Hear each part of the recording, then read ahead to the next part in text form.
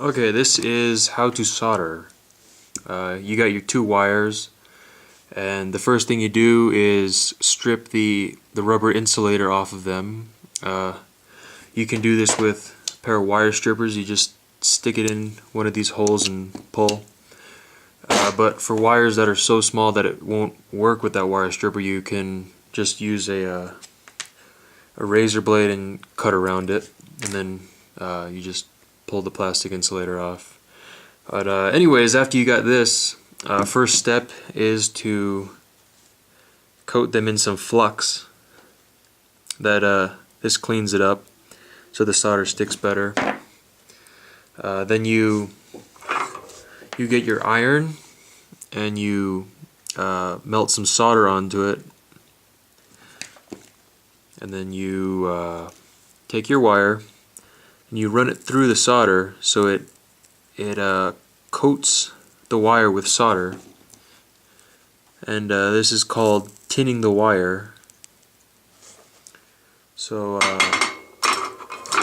after that, it should look like this, nice and silver, and that's really all the solder you need. Next step is to put some wire shrink tube on it if you want. You just cut it to length and slide it over the tube for later.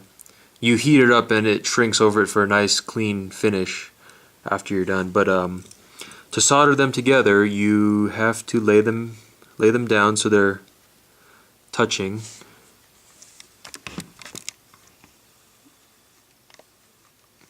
Hang on, focus. Okay, just like that. And then you can do this either with the help of a buddy to hold them, or you just place them on a flat surface that can absorb, or that won't get damaged from the solder iron heat. Then you solder the wire, just apply some heat.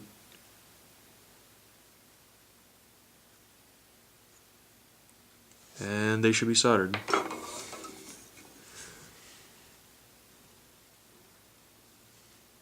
And this is the kind of solder that you want. This is a nice strong solder joint right here.